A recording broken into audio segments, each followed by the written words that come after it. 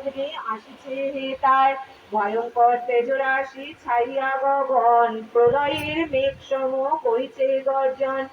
অর্জুনের কথা শুনে কহিল মাধব ছাড়িল ব্রহ্মাস্ত্র দ্রৌণীমানি পরাভব। না জানি সংহার তার দৌড়ি ছাড়ে বান ব্রহ্মাস্ত্র ভীষণ অস্ত্র নাহি পরিত্রাণ। ধরা মাঝে হেন অস্ত্র পাণ্ডুর নন্দন নাহি ব্রহ্মাণ্ডে কেহ করে নিবারণ।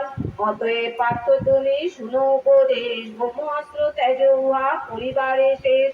দুর্গে সুত কহে শুনো শুনো মুনির নন্দন হেন উপদেশ পার্থ করিয়া শ্রবণ।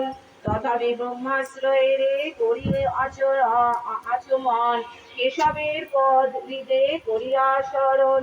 উভয় ব্রহ্মাস্ত্র পথে মেলিল যখন উভয়ের ত্যাজে ব্যক্ত হল ত্রিভুবন। অগ্নি আর সূর্য যেন প্রলয়ের কালে একত্র মিলিত হলো আকাশের ভাগে। হেরিয়া ভীষণ শিখা ত্রিভুবনবাসী ভাবিল প্রলয় বুঝি উপনীত আসি। ধরা ফেরি কম্পিতা হেরি শ্রী মধুসূদন অর্জুনে বলেন অস্ত্র কর সংবরণ। সব্যসাচী ধনঞ্জয় কৃষ্ণের আদেশে সংবরণ করে সেই অস্ত্র অবশেষে। অস্ত্র সংবরণ করি পাণ্ডব নন্দন রজ্জু দ্বারা তারে পার্থ করিলা বন্ধন। রজ্জুবদ্ধ অশ্বত্থামা সাথে লয়ে তার অর্জুন চলিলা ফিরে শিবিরে আবার।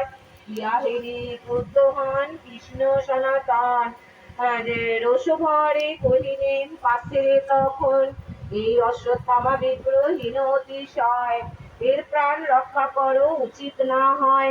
রজনীর অন্ধকারে এই মূঢ়জন নিদ্রিত বালকগণে করিল নিধন।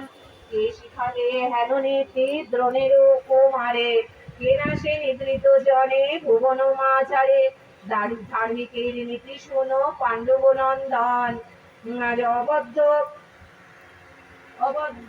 কাজে প্রমত্ত আর উন্মত্ত যে জন অসতর্ক আর নাহি যাহার উদ্যোগ রত